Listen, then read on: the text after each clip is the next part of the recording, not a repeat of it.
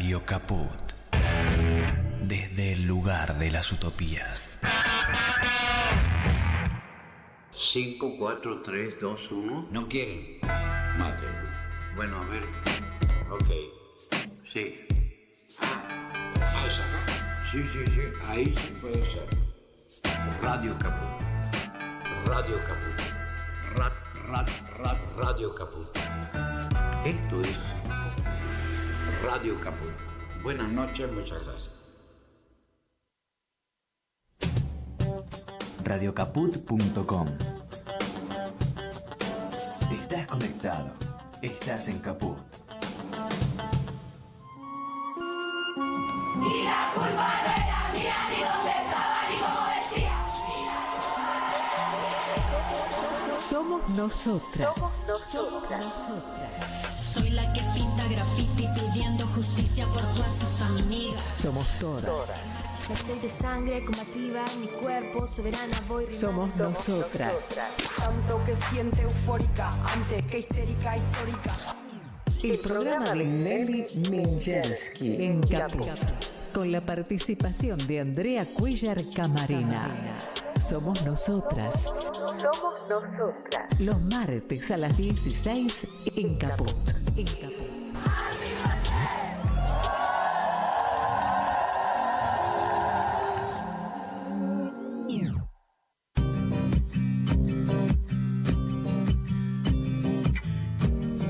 Buenas tardes, acá estamos, todos los martes, no fallamos, ¿eh? No. Miren que hoy nos vinimos con un poco mojaditas porque llueve. Una tormenta, Nelly. Buenos Aires me recibió con un diluvio, pero estoy feliz de verte. Estás hermosa además hoy. También. Con ese suéter rojito me encanta. Esta niña se nos ha venido de México, está bien que es su patria originaria, pero está un poco, ¿vieron? Vino muy energetizada. Totalmente, el picante mexicano me trajo con mucha energía, Nelly, pero también, que estuve compartiendo ahí con muchas referentas de todo el mundo, de toda América Latina y del mundo, porque había también de otros estados. La conferencia de la CEPAL se dio en estos días en México, que le podemos contar un poco a la audiencia en qué consiste, ¿no? No, sí, porque ¿saben qué pasa? Las mujeres a nivel mundial no paramos. Nos pueden decir, prohibimos la perspectiva de género, nos pueden prohibir, nos pueden desconocer, pero es muy difícil, muchachos, porque estamos, ¿vieron? Nos visibilizamos hace un tiempo y acá estamos. Y no hacemos más que reunirnos. Pero ¿saben qué? No reunirnos para cocinarles, no reunirnos para llorar. Nos reunimos periódicamente en distintas partes del mundo, las mujeres de todas latitudes, para ver cómo garantizamos nuestros derechos. Porque pensamos que un mundo mejor es posible, un mundo en igualdad, una igualdad con belleza, con cariño, con ternura. Porque no los queremos dominar, muchachos, compréndanlos de una vez.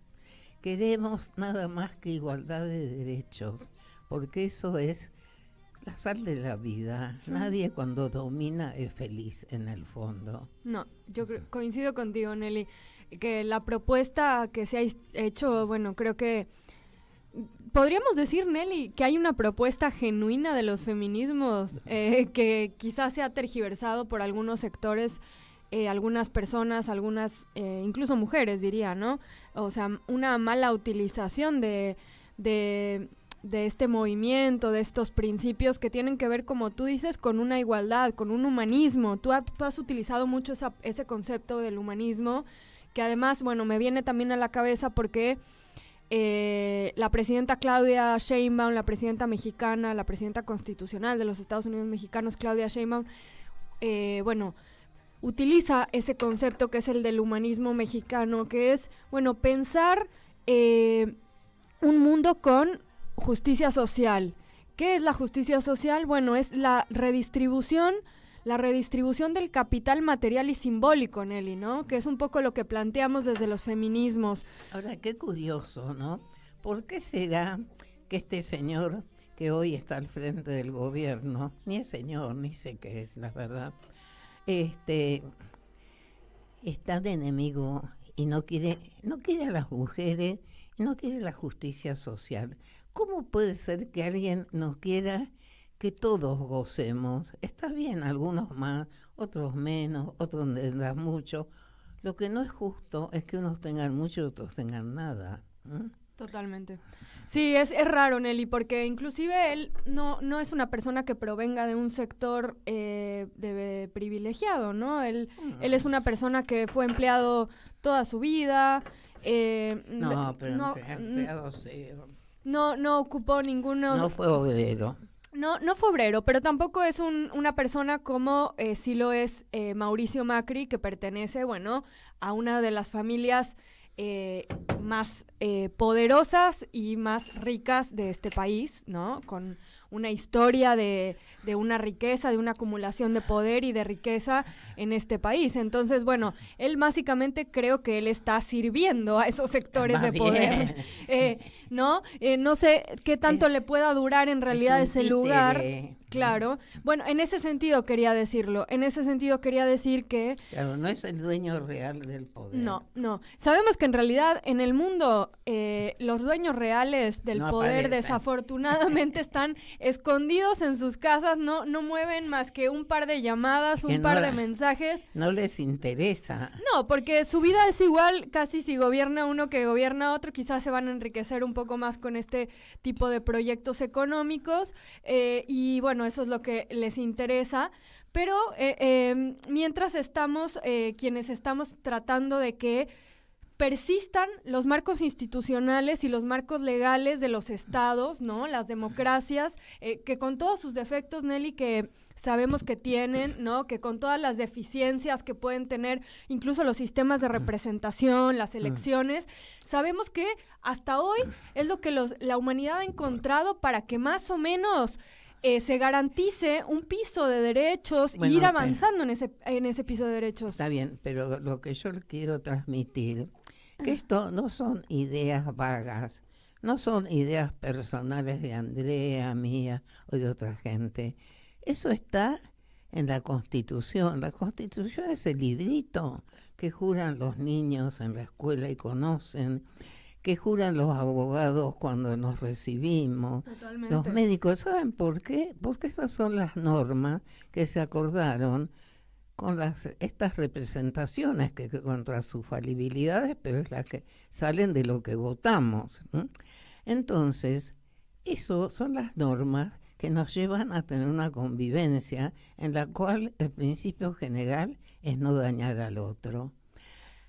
El principio general es que el Estado tiene que cubrir, existir y garantizar salud, educación.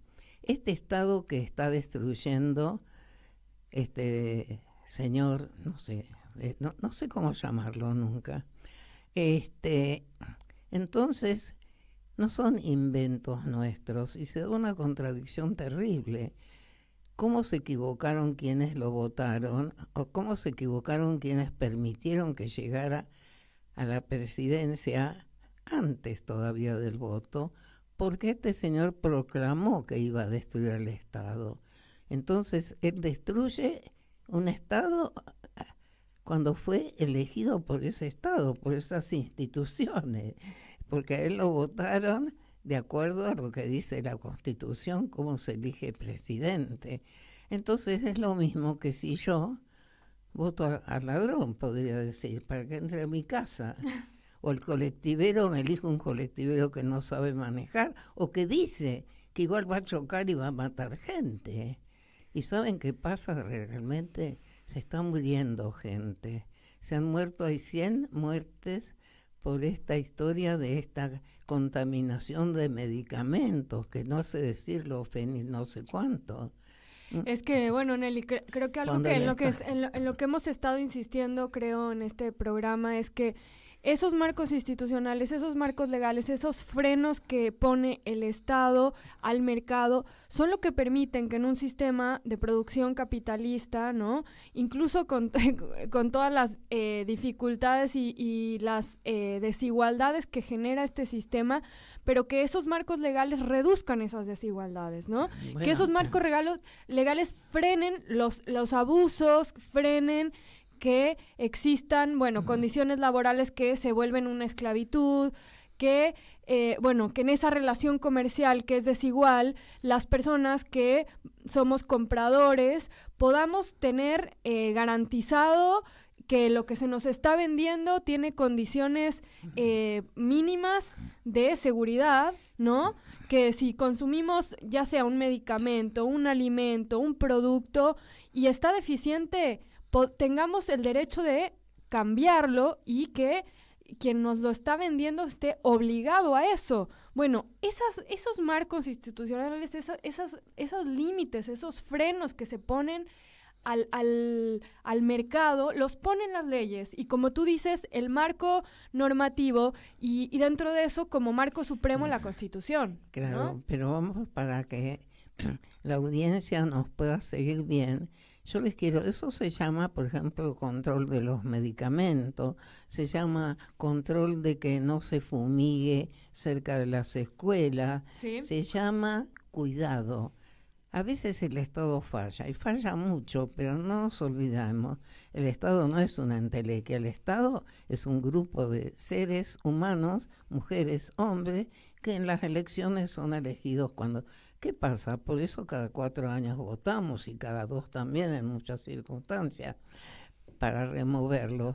Pero eso no quiere decir que no tengamos derechos que salen de esa Constitución, que cuando ese Estado no cumple, y este Estado ya está delegitimado desde que entró y antes dijo que estaba en contra del Estado, todas las normas que ahora veta, parece un príncipe. Cree que vivimos en la época de Luis XIV. Acá hay un presidente, hay diputados, senadores y hay tribunal y justicia. Cuando estos poderes no cumplen, hay mecanismos. Y esos mecanismos son los que nos obstruyen. ¿Por qué? Porque dominan determinadas mayorías o determinados seres humanos que no están cumpliendo con su función. Entonces, tenemos que charlar mucho sobre esto. Y volvemos al tema de hoy, que hoy nos preocupa y nos ocupa, que es el tema de las mujeres defendemos nuestros derechos. ¿Y cómo los defendemos? A través de instituciones, sí, a través de Naciones Unidas, a través de la Organización de Estados Americanos, a través que son todos organismos que dictaron tratados que la Argentina ratificó y que son ley en nuestro país. Entonces yo quiero, como acá Andrea, joven, voló cual palomita con alas a México. Sí. Ella es mexicana, entonces no solamente volvió a su patria, vio a su familia, disfrutó de su familia, sino que también estuvo en una reunión muy importante para Latinoamérica sobre qué pasa con los derechos de las mujeres en Latinoamérica. ¿Qué nos pasa? ¿Qué hablaron? Bueno, Nelly, efectivamente, en los días pasados, 12 a 15 de agosto, se celebró la 16ª Conferencia Regional sobre la Mujer de América Latina y el Caribe. Conferencia Regional sobre la Mujer de América Latina y el Caribe, en la Ciudad de México, concretamente en el Centro Cultural Universitario Tlatelolco. ¿Por qué fue, primero, histórico este momento, Nelly? Porque hace 50 años se celebró por primera vez esa conferencia, o en realidad una conferencia de la Organización de las Naciones Unidas que planteó que tenía que empezarse a hacer una conferencia exclusiva para tratar las cuestiones de las mujeres, y que dio luz y que abrió paso a la firma de la Convención de la CEDAW, ¿sí?, que dio paso a que después se planteara y se firmaran los acuerdos de la plataforma de Beijing, ¿sí? Esta conferencia tuvo lugar hace 50 años en el mismo lugar que hoy tuvo lugar esta 16ª Conferencia Regional sobre la Mujer en Tlatelolco, en este lugar histórico que es histórico para México porque, bueno, le contamos un poco a la audiencia que Tlatelolco es, bueno, sería una comuna, por decirlo de alguna manera, dentro de la enorme Ciudad de México, esa urbe enorme que es la Ciudad de México. Bueno, Tlatelolco es, digamos, una comuna dentro de esa ciudad, y ahí, bueno, en el año 68 hubo una masacre a estudiantes, ¿sí? Hubo una masacre a estudiantes. Yo recuerdo porque yo ya era hasta abogada. Fue un drama espantoso, porque es una plaza dentro de esta comuna, hay una plaza seca. Claro. Donde hubo una reunión muy grande, una manifestación de estudiantes que fue agredida. Hecho desgraciadamente común en la historia de nuestra patria grande por las fuerzas de seguridad del Estado, y murieron muchos. Por eso quedó históricamente como un panteón, como un lugar, digamos, de recogimiento. Entonces es muy simbólico también de que ahí, en un lugar, porque los que murieron eran mujeres y hombres, estudiantes, chicas, chicos, o sea, sin diferenciación de sexo. Y eso muestra, si las mujeres elegimos ese lugar, cómo los feminismos, cuando son realmente feminismos, no son antihombres. Somos las que pensamos que queremos que todas y todos seamos iguales. Queremos acercarnos. Y estuve leyendo con placer que en uno de las enorme declaración que tiene, qué sé yo cuántas páginas, que sacó digamos el manifiesto de Tlatelolco, sí. En uno de los puntos se habla de trabajar con los hombres, porque los verdaderos feminismos queremos que estén con nosotras, queremos que luchemos juntas y juntos. Sí, bueno, efectivamente en este lugar, como tú decías, fue esa masacre a estudiantes que se organizaron en ese contexto para manifestarse en contra del entonces presidente del gobierno de ese momento en turno, porque, bueno, estaba llevando adelante, políticas que iban en contra de la universidad pública, y había habido en distintos puntos del país ya manifestaciones en las universidades públicas por el aumento al presupuesto en educación pública, y concretamente, ese día hubo una represión que, como vos dijiste, en la cual participaron fuerzas de seguridad, pero también fuerzas armadas, ¿sí? Fuerzas armadas, y murieron miles de estudiantes y también resultaron heridos varios y varias estudiantes que se estaban manifestando de manera pacífica. Después de esto, hubo una sucesión de ataques y el comité de lucha tuvo que bajar un poco los brazos porque la presión estaba siendo muy fuerte. Todo esto está retratado en un museo hermoso que está en este Centro Cultural Universitario, Nelly. Los invito a quienes tengan la oportunidad de ir a la Ciudad de México, de conocer este museo para conocer en profundidad esta historia de Tlatelolco del 68. Y como decíamos, hace 50 años se dio esta conferencia de la Organización de las Naciones Unidas, en la cual la directora, quien encabezó esto, pudo plantear los primeros lineamientos que después dieron lugar a la firma de la Convención en contra de todas las formas de discriminación contra las mujeres, hoy conocida como CEDAW, y después, años más tarde, la plataforma de Beijing, que se firmó en Beijing, ¿no? Que planteaba como unos lineamientos también a los estados de acciones, de políticas públicas que tienen que llevar para, bueno, ir revirtiendo estas desigualdades estructurales. Y lo que quiero aclararle a la audiencia, en consonancia con lo que hablamos al principio, que en nuestra Constitución están incluidos estos tratados de derechos humanos que dieron lugar de todo esto que hablamos. La Convención contra todo tipo de discriminación de la mujer fue suscrita, ratificada por la Argentina y está incorporada dentro de los 11 tratados que en 1994 se incorporaron a la Constitución, o sea, son normas para nuestro país. Cuando reclamamos derechos, no hacemos otra cosa que pedir que se cumpla con algo que es ley en nuestro país y que hay una obligación tanto de quienes se instituyen o se constituyen en presidentes, en los diputados, en los senadores, no pueden ejercer sus funciones si no las respetan, porque están violando, están cometiendo hechos que son ilícitos. Entonces, eso queríamos resaltar.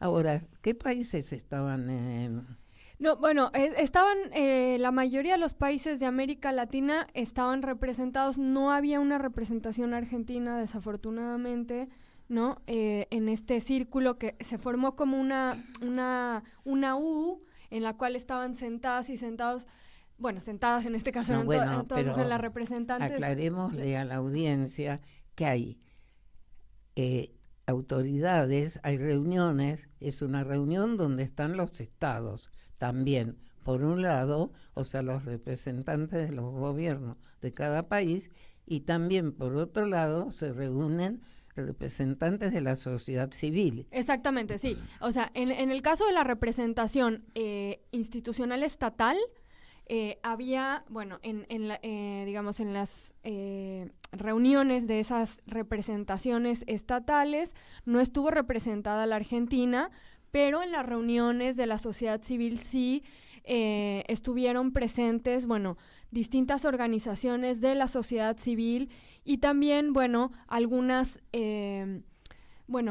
funcionarias y trabajadoras estatales o legisladoras, ¿no? Estuvo presente ahí y nos cruzamos con la ministra de las Mujeres, Géneros y Diversidad de la provincia de Buenos Aires, que es Estela Díaz, estuvo la ex senadora Marita Perceval, estuvo la legisladora por la Ciudad de Buenos Aires, Laura Velasco, estuvo la abogada feminista y, bueno, docente universitaria, María José Lubertino. Hubo otras distintas organizaciones de la sociedad civil que estuvieron ahí presentes planteando precisamente, bueno, que hay un desmantelamiento en la Argentina a los sistemas de protección de los derechos de las mujeres. Y ahí nos dice Martín que ya se está conectando nuestra invitada de hoy, que precisamente es Marita Perceval. Buenas tardes, Marita, ¿cómo estás? Un gusto saludarte. Hola, Andrea, querida Nelly, ¿cómo estás? Qué bien se te ve. Nos vemos, te estábamos esperando. Estábamos hablando y diciendo que las mujeres en todo el mundo, y en especial en nuestro continente y en la patria grande, seguimos reuniéndonos, seguimos peleando, y una prueba de ello es esta reunión en México. Yo creo que tendríamos que presentarla a Marita Perceval. Es una histórica, una maravillosa feminista, con una larga historia, pero larga no quiere decir mucha edad, porque las mujeres empezamos muy jovencitas, generalmente, pero que ha tenido muchas funciones muy importantes en la legislatura, en el ejecutivo, nos ha representado en el exterior, o sea... Como embajadora, como senadora, sí. O sea, y en estos campos, en estas tierras, hemos venido compartiendo muchas luchas y muchas con mucho éxito, porque la Argentina tiene una fuerza y una potencia que está larvada en este momento, pero existe, se siente en el aire, que posibilitó que la Argentina fuera un modelo, y es todavía con estas leyes que hemos ganado durante 20, 30 años, que son modelos en Europa, y que están, y por más que nos quieren derribar, a ver, ¿cómo les podría decir? La verdad, la bondad, la libertad en serio, no la libertaria, todas las igualdades que hemos logrado y las que tenemos que lograr todavía, no es una materia disponible, no es que no existen más porque un señor, o no sé cómo llamarlo, dice, estoy en contra de la perspectiva de género. Es lo mismo que me digan, estoy en contra, qué sé yo, de la literatura, estoy en contra de la humanidad. Entonces, bienvenida, Marita, y queremos que nos cuentes un poquito. Ya Andrea ha dicho qué es esta reunión, hemos contado la historia de Tlatelolco. ¿Qué sentiste vos? ¿Qué te parece que fue? ¿Por qué fue importante? ¿Qué impresión traes de esta reunión? Bueno, querida Nelly, gracias. Y decirles que, bueno, con Andrea recorrimos algunos momentos de esta conferencia en Tlatelolco, la Conferencia Regional sobre la Mujer, que pasará a llamarse Conferencia Regional sobre las Mujeres de América Latina y el Caribe, lo cual no es menor, porque cuando algunos desestiman que el lenguaje es expresión de la realidad e inclusive se animan a proscribir palabras, como es el caso del actual gobierno de Argentina, que ha prohibido el uso del lenguaje inclusivo en la administración pública. Sin embargo, no solo la filosofía, sino la vida cotidiana sabe con claridad y nitidez que lo que no se dice no existe y lo que no se nombra no se reconoce. Entonces, creo que esta primera victoria del movimiento de mujeres y feministas, que pasemos de una conferencia de la mujer como una esencia de mujer, un único modelo de mujer, a lo que ya en Beijing se trabajó de mujeres en toda su diversidad, a ya llamarse Conferencia de las Mujeres. Esto marcó como una profundización en la agenda de la igualdad de género en América Latina, que pese a gobiernos de ultraderecha, hay un movimiento social y un conjunto de gobiernos que entiende que ni un paso atrás no es una actitud prepotente de la política, sino una obligación de los estados al comprometerse con los instrumentos internacionales de derechos humanos regidos por el principio de progresividad y no regresividad. Entonces creo que junto a ello, y sin hacerla muy extensa, si pasamos al diálogo, creo que este compromiso de Tlatelolco se funda, encuentra sus bases, pilares y ejes en lo que fue el compromiso de Buenos Aires. Compromiso de Buenos Aires que nosotras construimos entre todas, al generar lo que ha tenido un impacto no solamente en América Latina y el Caribe, sino con un impacto mundial, un impacto global, en tanto hemos llevado una vez más desde Argentina y las conceptualizaciones sobre derechos humanos y experiencias y prácticas de derechos humanos de las cuales somos como sociedad protagonistas al escenario mundial, y hemos construido nada menos que la categoría sociedad del cuidado, sociedades del cuidado, no solo infraestructura del cuidado, servicios de cuidado, accesos al cuidado, economía del cuidado, tiempo del cuidado, que es muy importante todo, pero si a esto, a la infraestructura, a las trabajadoras, a los servicios, los insertamos dentro del modelo de reproducción de la desigualdad y la injusticia, del neoliberalismo nihilista y destructivo en el que vivimos, de nada va a servir que tengamos 100.000 centros de desarrollo infantil, que tengamos asistencia a adultos mayores, porque lo va a decidir el mercado y no la corresponsabilidad entre entre el Estado, la sociedad, las comunidades, los distintos sectores que convivimos en una sociedad que se quiere de inclusión e igualdad.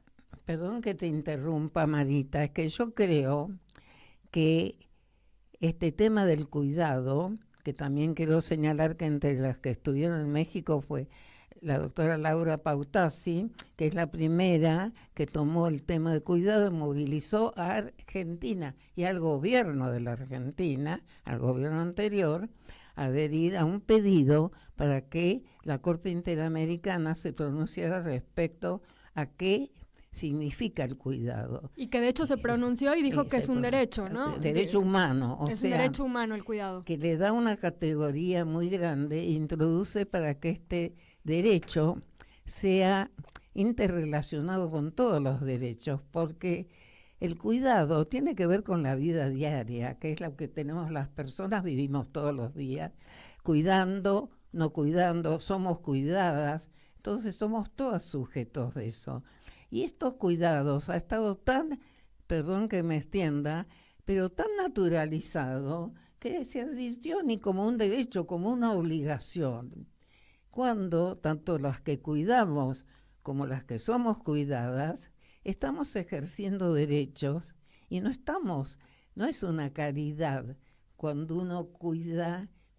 Entonces, por eso se habla también de derecho a ser cuidada de los cuidadores.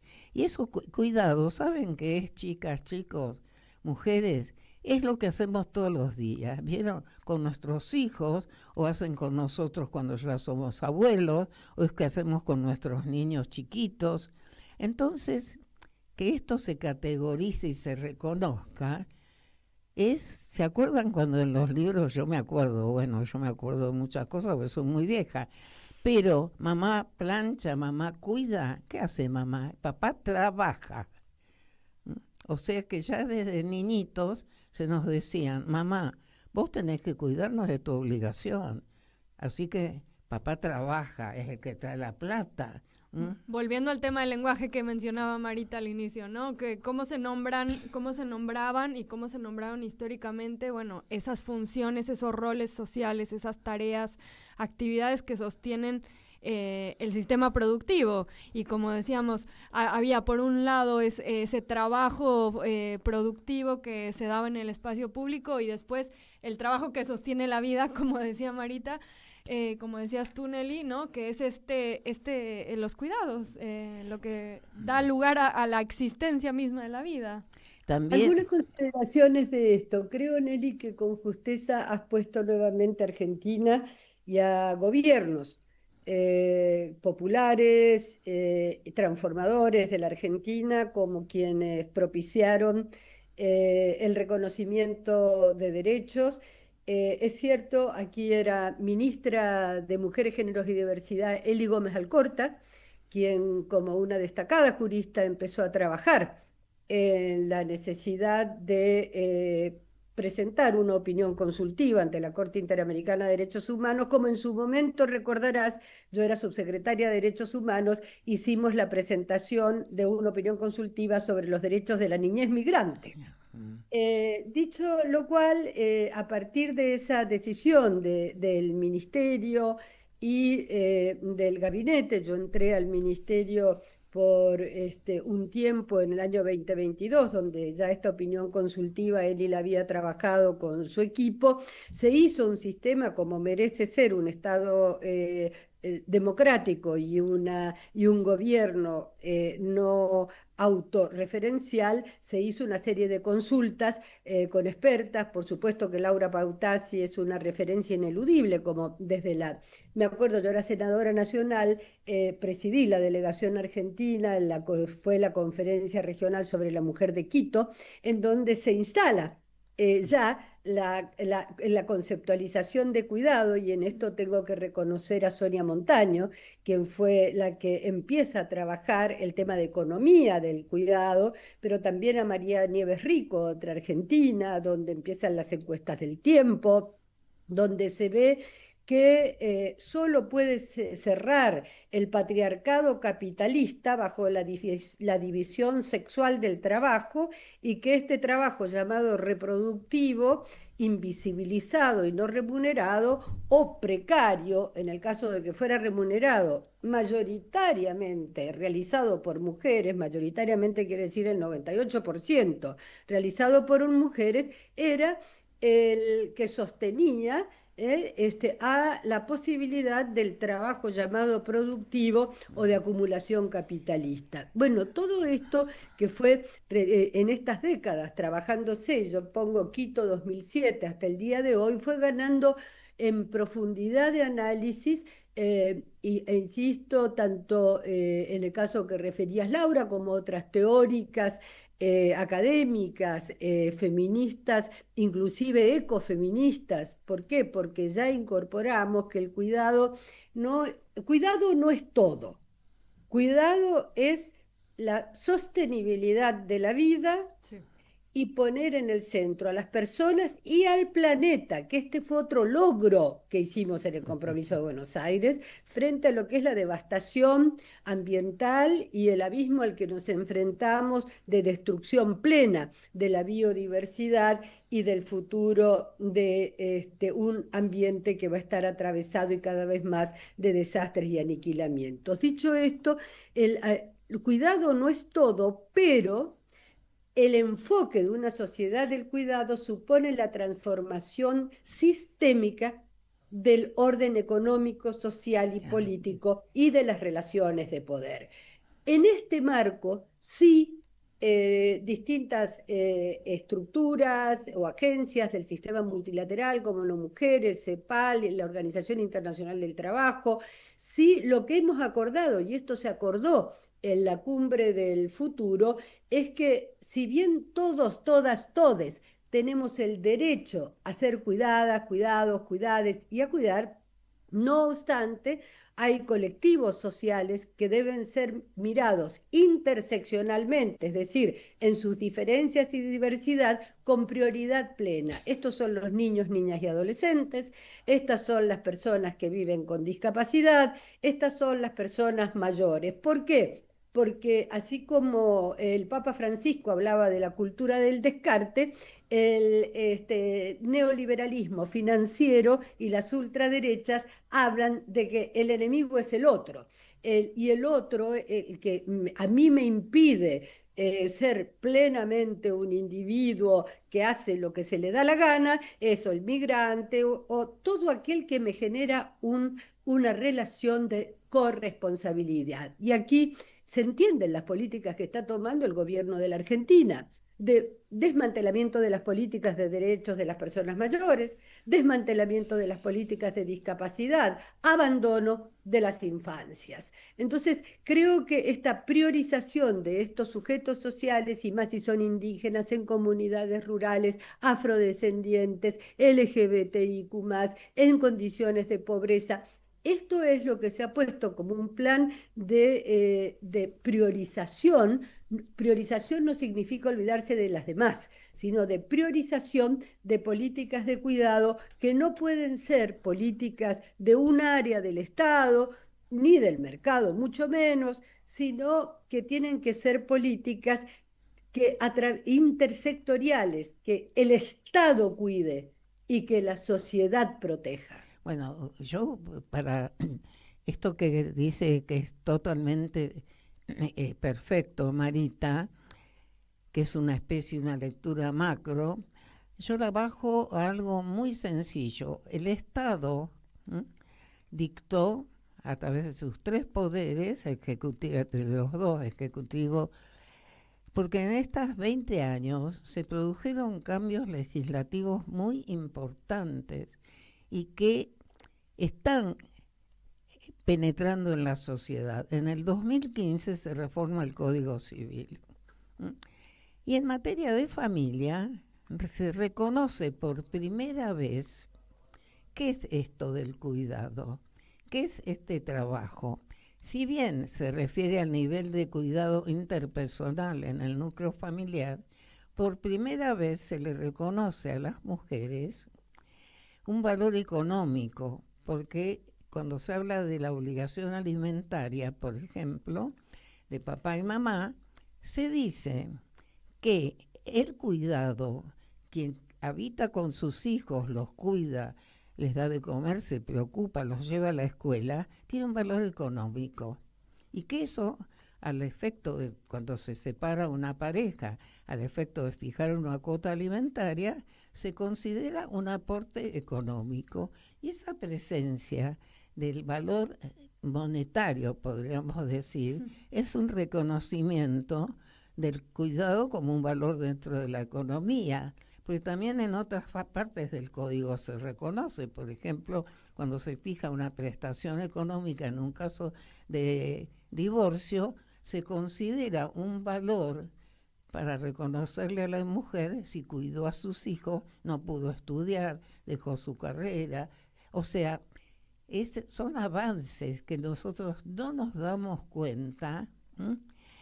Y hasta ayer salió un fallo que me importa mucho, que tiene que ver con esto, porque se reconoce esto. Un señor dice, no, los hijos viven una semana conmigo, una semana con la mamá, yo no pago más alimentos. Hay un señor que le dijo, no, porque está como eso se llama trabajar con perspectiva de género, porque acreditó que a pesar de que conviva una semana con el otro, la mujer, que lo llamamos también a veces carga mental, su tiempo de presencia de los hijos, su cuidado por X o por X razones, no es una cosa numérica. Tiene que ver con quien presta más atención, quien pone a este cuidado. Digo, cómo se lo está visibilizando, institucionalizando. Lo que pasa que ahora hablamos de un cuidado en términos mayores, así como la familia en este núcleo.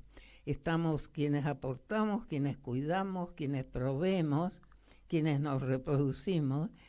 El núcleo grande, que es la sociedad, es el Estado quien tiene que poner al hombro y ser el que garantice este tema de los cuidados, ¿no? Entonces, como me preocupa a veces, como ayer hablábamos en una conferencia, cómo se enseña derechos humanos, complejo, ¿no? Entonces, diría cómo se enseñan todas las disciplinas en la Facultad de Derecho, ¿no? Porque digo, también hemos planteado, incluso, por ejemplo, desde la red de profesoras, ahí en la Facultad de Derecho de la Universidad de Buenos Aires, cómo incorporar esta mirada al derecho penal, al derecho comercial, a todas las ramas del derecho, no solo al derecho de familia. O sea que creo que es muy interesante lo que decías, porque eso también se proyecta en una sociedad. Cuando hablas de sectores más vulnerados, de sectores migrantes, de sectores que necesitan, es como la familia. Vos protegés más a un hijo que tiene una discapacidad. No es que vas a desproteger al otro, pero entonces se habla de necesidad y tiene que ver con el otro, cómo nos interesa. Yo creo que esa es una diferencia fundamental, ¿no? A mí me parece, Nelly, querida, y siempre complementando lo que decís y aprendiendo de lo que pensás, es que se tomó del Compromiso de Buenos Aires la definición en esta conferencia de México, la definición del cuidado como necesidad, trabajo y derecho. Esto es bien importante porque recuerden que Argentina, fue también Argentina, antes de que desaparecieran al Ministerio de las Mujeres, Géneros y Diversidad y a la política exterior feminista, y uso esta palabra fuerte para decir lo que ha hecho este gobierno, ¿no? Porque no es solamente haber reestructurado el Estado, lo que ha querido es que de esto no se habla, esto no existe, y si existe hay que destruirlo. Argentina venía logrando que se adoptaran 2 declaraciones de reconocimiento del cuidado como derecho en el Consejo de Derechos Humanos de Naciones Unidas. Habíamos trabajado, que finalmente la termina presentando Chile, una resolución en el Consejo Económico y Social donde se reconoce al cuidado como trabajo, sea remunerado o no remunerado. Habíamos trabajado en el Mercosur, Sur, habíamos trabajado en CELAC, está avanzado un pacto birregional por los cuidados entre Unión Europea y América Latina, pero no porque seamos extravagantes, sino porque las cadenas globales del cuidado habla que las mujeres latinoamericanas son las que limpian inodoros y lavan culos en Europa por nada y sin papeles. Entonces, perdónenme que use estas palabras tan figurativas, pero tan mostradoras de lo que son aún situaciones de nuevas formas de esclavitud o de explotación laboral. Creo que Tlatelolco ha tomado todo esto, avanza, y que sobre todo la opinión consultiva 31 recoge las preguntas que hicimos desde el Ministerio de las Mujeres, Géneros y Diversidad, que justamente la primera pregunta era si el derecho al cuidado era un derecho humano autónomo, lo cual lo reconoció, pero interrelacionado con el derecho a la salud, a la educación, al trabajo decente y algo que no es menor, y marcaba Nelly, a la seguridad y la protección social, porque si no, las trabajadoras no remuneradas después se encuentran con que no tienen seguridad social, o las trabajadoras informales del cuidado, es decir, precarias, se encuentran con que no están protegidas socialmente porque están fuera de lo que era y es el paradigma del trabajo decente. Dicho esto, un derecho autónomo y a la vez interrelacionado, y lo que es bien importante es que es el tema de los principios que animan a este derecho autónomo e interconectado o interrelacionado del cuidado, que es el principio de igualdad y no discriminación, ¿no? Y el principio de universalidad y el principio de progresividad y el principio de exigibilidad de los estados. Esto que, como vos decís, hay que bajarlo a tierra, significa, miren, tan simple como que los 3,5 millones de mujeres que se les reconoció su inserción en la seguridad social en el segundo gobierno de Cristina. Estaba pensando, justamente ese ejemplo es muy bueno. Reconociendo el valor del trabajo que habían hecho durante toda su vida en el trabajo dentro de su casa, que no es amor, es trabajo, además es amoroso. Esto fue reconocido con lo que fue la formidable inclusión de la seguridad social, cosa que hoy pone en crisis y niega el gobierno actual, como también que fue en el segundo gobierno de Cristina en donde se aprueba la ley de trabajadoras en casas particulares, sector precarizado si los hay. Junto a la ley del peón rural estaba la ley de trabajadoras en casas particulares, que indudablemente son por antonomasia tareas y trabajos de cuidado, como también tenemos como deuda pendiente también en la Argentina el reconocimiento de las trabajadoras comunitarias. El asunto es que Tlatelolco, aún en un contexto de dificultades, aún con gobiernos que no están jugados a pleno por las políticas de igualdad sustantiva de género, no obstante, con matices, pero fue adoptado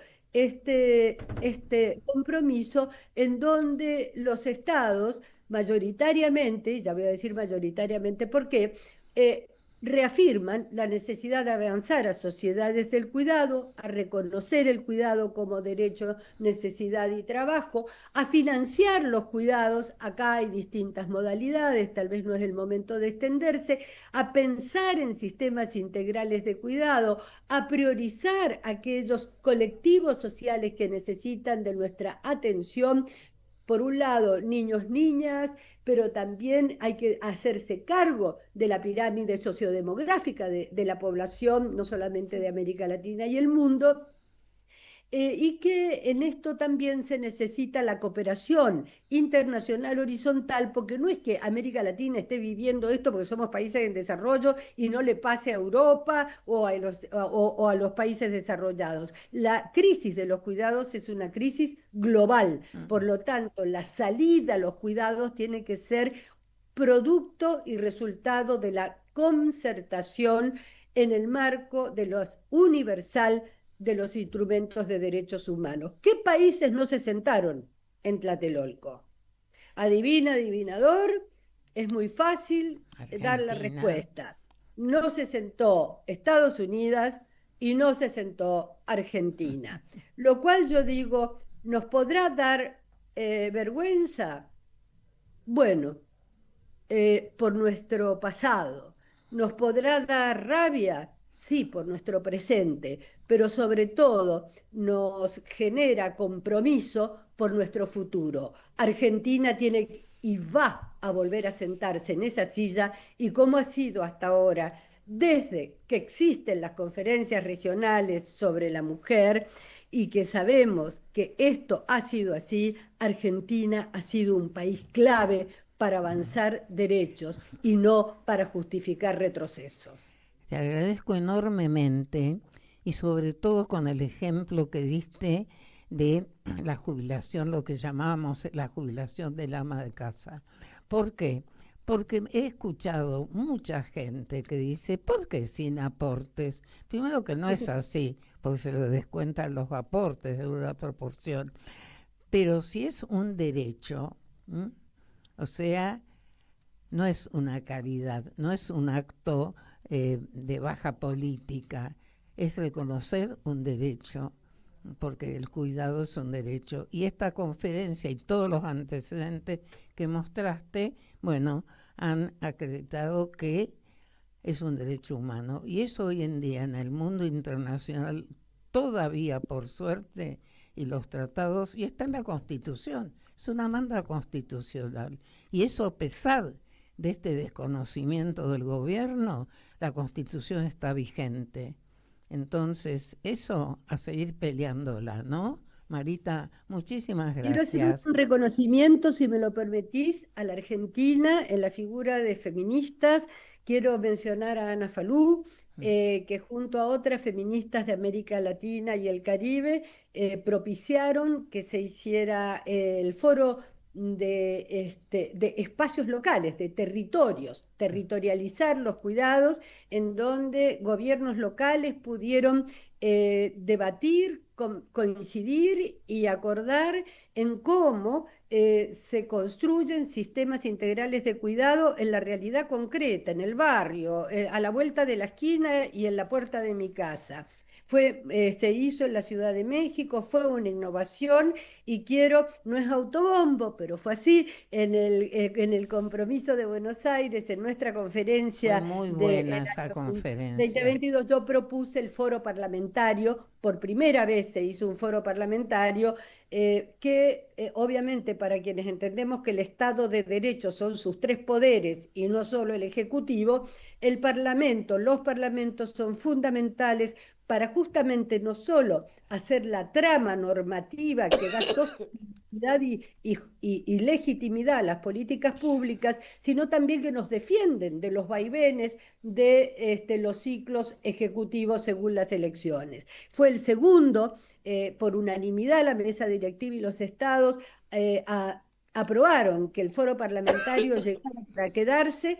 Participaron toditos los parlamentos regionales, desde Parlasur, Parlacén, Parlamento Andino, Parlatino, Parlamérica, participaron parlamentarias de todos estos parlamentos regionales. Se hizo un documento que después con todo gusto voy a compartir con ustedes, que se llama Compromisos y Propuestas, un plan de acción concreto para que los parlamentos, las parlamentarias, también contribuyan, porque miren, es muy fácil que algunos gobiernos vayan pipí, que vamos a hacer políticas de cuidado, pero no tienen ratificado el protocolo facultativo de la CEDAW, o no tienen ley de migración en clave de derechos humanos, o no tienen ESI, o no tienen ley de aborto, o no tienen ley. Es más, estábamos frente a un país que venía de criminalizar las tres causas, ¿no?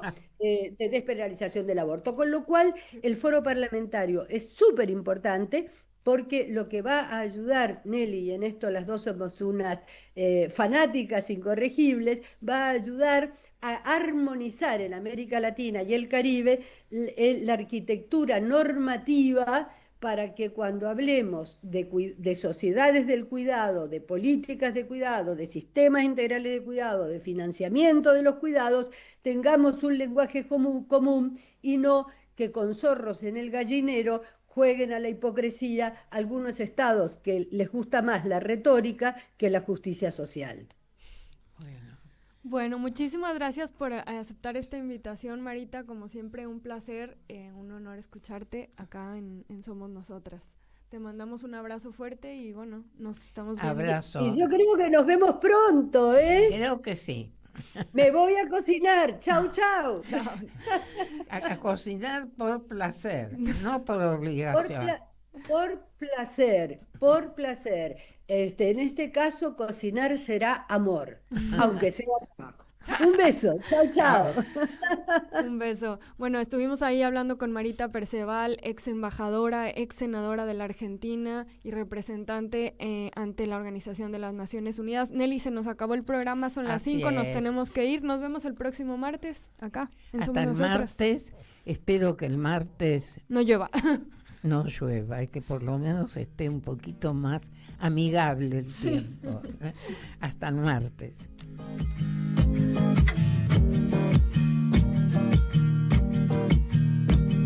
Sigo cruzando ríos, andando selvas, amando el sol. Cada día sigo sacando espinas de lo profundo del corazón. En la noche sigo encendiendo sueños para limpiar con el humo sagrado cada recuerdo. Cuando escriba tu nombre en la arena blanca con fondo azul, cuando mire el cielo en la forma cruel de una nube gris, aparezcas tú. Una tarde subo una alta loma, mire el pasado, sabrás que no te